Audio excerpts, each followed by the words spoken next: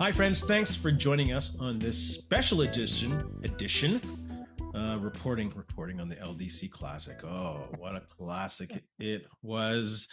Do us a huge favor in our time of sorrow. Smash that subscribe button. It really helps the channel grow. Benny, where can they find us on social media?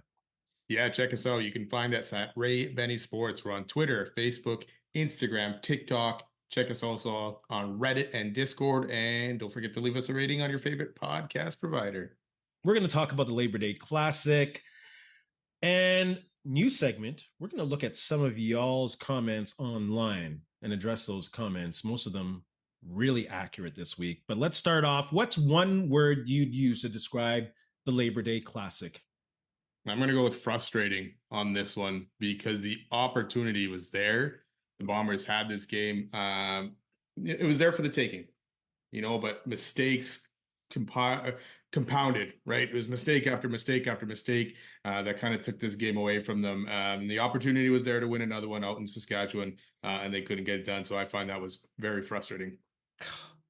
This team has been quite frustrating this year.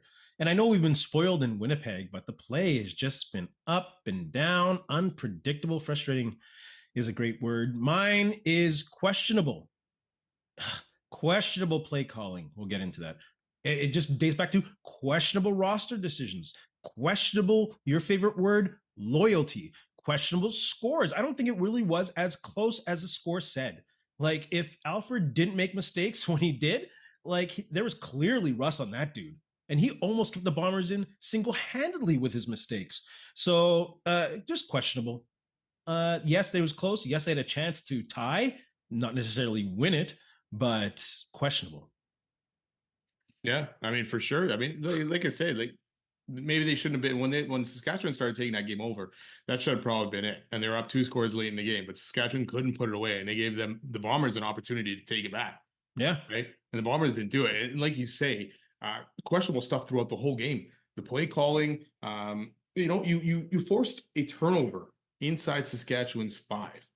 You have a chance to go up 2 scores. You need to score from inside that 5. And I'm there, you attempted a 60-something yard field goal against Ottawa, right? Or 50-something, I guess. Why not gamble and go for this on the goal line? 2 touchdowns, 14-0 is way better than 10-0. You have to put that dagger in there, and I don't like that O'Shea did not go for that at all. Again, bad play calling there altogether. Mm-hmm. You couldn't get 5 yards in 2 plays anyways, or whatever it was. But you got to go for that. Even the little things. Willie Jefferson, 3rd and 5, offside. Being absolutely out-coached on the fake 3rd and 6 punt. Come on. The safety's got to be aware. Or they were just caught unawares. Questionable almost all the way through. Well, yeah. Thoughts on Ontario? Sorry, go back to this because I'm not done here with this stuff. Questionable stuff. It's going to be half an hour one now. It's going to be because, 2nd and 1, shotgun, sack, missed field goal. Those are 3 costly points right there. The game could have gone a completely different way, even with those points. But those 3 points possibly win you the game, right? And that one drive in the second half, whereas Brady's best run, who only had 5 carries, by the way, was called back because of procedure. And then they got another penalty. And then another one, and then Brady Oliver fumbled. See, you talk about compound? It's those little things that aren't being taken care of. Yeah. This is a sign of a 500 team. Oh, yeah, for sure. This is not the old Bombers we knew, because the mistakes they are making are the same mistakes other teams used to make against them. Yes. And the Bombers took advantage of that. And now the Bombers are doing those things. I'm only getting started. We're only getting warmed up. And it sucks to be negative like this. We love the Bombers, and you want to come out positive on Labor Day. But, we tell the truth on the fan side. So if we're wrong, dang, we're wrong. But this is how we feel right now. Thoughts on Ontario Wilson signing? Let's talk about something good. It's great for the receiving core. Yeah. Maybe shite for Mitchell, who made some key catches and showed that he can go into a crowd and grab a ball. And that seems to be a prerequisite for the Bombers because they're getting their asses kicked, those receivers. I don't know if it's the calls that are putting them in harm's way or if it's Caleros putting them in harm's way. This receiving core played very well, but their depth week after week after week is being tested. Yeah, well, Dalton Schoen looked limp on that 2-point convert that went the other way. We didn't even talk about that one, but yeah. Well, So we will. yeah. So is he injured? Is he going to be okay? I mean, at this point, I'm ready to cut ties if he's injured again, and then you run with what you have. Because who are you taking out of this lineup? You know, you're Claricius, who's done some very good things in Wheatfall. Like I want Pokey Wilson back. Don't get me wrong, but you know, you got to take one of those guys out of the lineup, and he's going to take a spot. And Mitchell, like you say, made some good catches. Claricius and Wheatfall both had some good games yesterday, so be quite the decision there. Oof. Let's visit the Bomber Fan Hub. New segment. There's so many good comments online from Bomber fans on X, Facebook. I don't know what else is online. I don't follow much online beyond that. But let's visit some. Let's go first with Tommy Curtis. Great fan. Really love conversing with him online in response to the Ontario Wilson signing. Speaking of, now we just need a competent OC and we're in business. Bang on. Bang on. How many weeks are we going to watch someone learn to be an offensive coordinator? Mind-boggling calls, making the simple things complex, like you talk 2nd and 1, just give it to Brady Oliveira. Because the reigning MOP and MOC should not be getting only 5 carries in the Labor Day Classic. That's unacceptable. And someone can mention about Saskatchewan stacking the box. Well, then bloody hell, throw a different formation at them, like a heavy set with an extra lineman. Like, it's unbelievable. I'm on this 2-year campaign about putting an extra lineman on there, and they refuse to use it for some reason. Like, you're getting your ass kicked on a 4-man rush, and you're still leaving 5 guys in there when you know that putting an extra lineman has worked in the past. Like, I don't know if it's Hardrick leaving or if it's Buck Pierce leaving, but the refusal to use a heavy set tight end lineman is ridiculous. I want to swear, but I won't. So, yeah, the competence of the OC is very questionable right now. Very questionable when you can use a heavy set that physically and mentally kicks the other team's ass. We've seen it. We've seen it before, and they won't use it. It's puzzling. Yeah, and again, our O-line was versus their D-line. They lost. Our O-line suffered yesterday with the 5 sacks, not being able to open holes for Oliveira. But yeah, you still don't only do 5 runs. You know, and again, we can go back to this O-line that they let a certain guy go. Dobson. You know, we'll talk about that probably in a bit. But yes, you know, there was stuff out there, like even though that 2nd and 1, you know, it failed with the sack, there was another 2nd and 1 later on, which ended up being a touchdown. You know, so yeah, it worked, but at the same time, the stubbornness to kind of stick to that 2nd and 1 and not the sneak was kind of interesting. Again, it's like, you got something to prove here. It was a bad idea. You know what? Hogan at any other time, you know, could have learned on the job. But this is a big year. The Grey Cup is here. You know, I feel for the guy. It's just a wrong situation because that Grey Cup is here, and it's frustrating to think, hey, the Bombers may not have that opportunity to play in it. When this team start second guessing the running game, I don't know. That, like, it was blatantly obvious in last Grey Cup that they were scared to run the ball against a stacked box. But when did that really start? Because they weren't scared before. No. Over the last couple seasons, I guess, and then the fear of losing another Grey Cup, right? And crazy. It happened. Let's move on to the next comment. Kind of in line with this. At Hads34, great listener. We appreciate you, Hadley Mitchell. We lost because of stupid penalties and some questionable play calling. We kind of went off on that just now, but go ahead, brother. Yeah. Again, I talked about the stupid penalties, that one drive that killed the whole drive, you know, and then, like you say, the Willie Jefferson one. That's a huge one. And that's from a veteran guy who knows the importance of this game. I don't think that drive ended up in any points after all, but still, it's a huge play, you know, and then the play calling again, we talked about some of the opportunities that they had there to put this game away. Even the 2-point convert. Yeah. I don't understand that. You just scored a touchdown with Dalton Schoen, pretty much, you know, a little out, and that was it. But he was like, what? Close to the goalpost even, right? Not far. This one, you're going almost how many yards across the field to get this 2-point convert?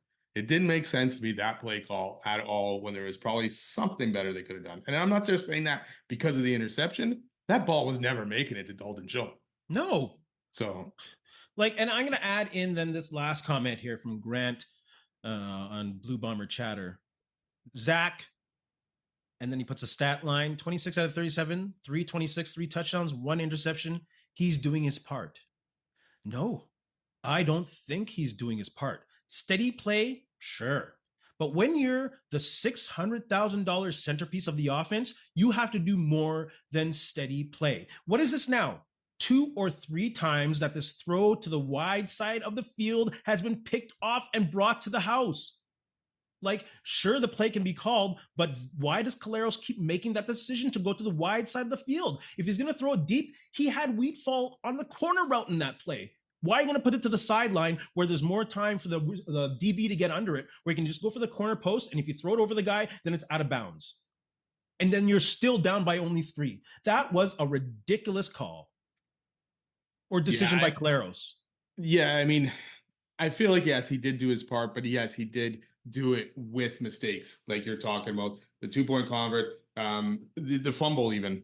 And I know his O-line was kind of Swiss cheesy kind of yesterday, but you have to protect that ball, especially that deep in your end, you know, and there's other opportunities, other throws that he kind of just, he had, who did he have open?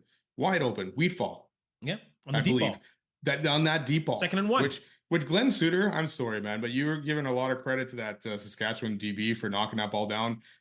He only knocked it down because Caleros underthrew that ball or couldn't get it down there. Big time. Okay, so let's chill. Yes, great play to knock it away, but it only happened. He was beat. That's an easy touchdown, and that's what we're seeing. Caleros does not have that arm anymore. Yep. So play calling needs to adjust. He has got even the Dembski one later on, I think 2 plays later, or even the next play, I think.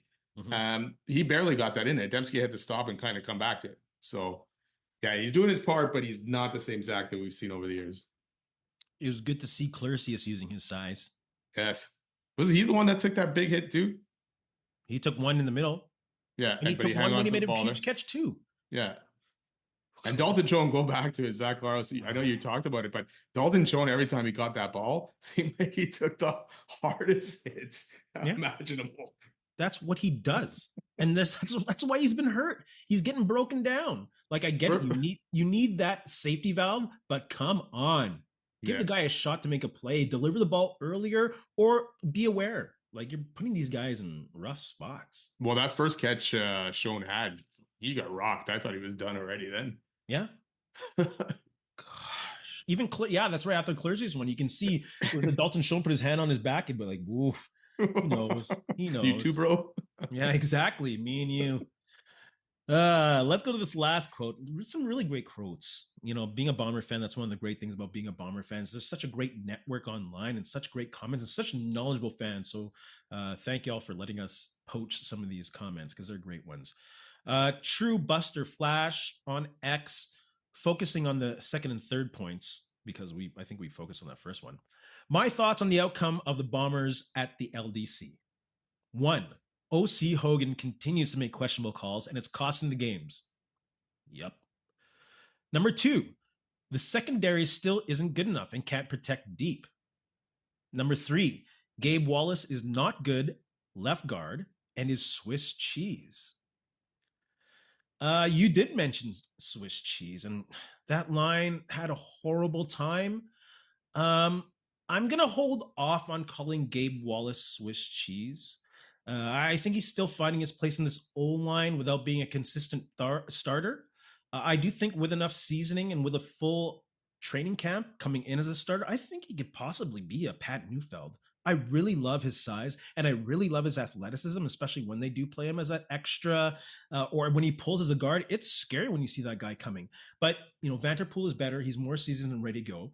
But I think you got to keep Gabe Wallace. He's a great project. I won't give up on him yet and call him Swiss cheese. Like, Dobson should be there, like you mentioned. But frig, I won't call him Swiss cheese yet. So I'll go on that 3rd point. What are your thoughts?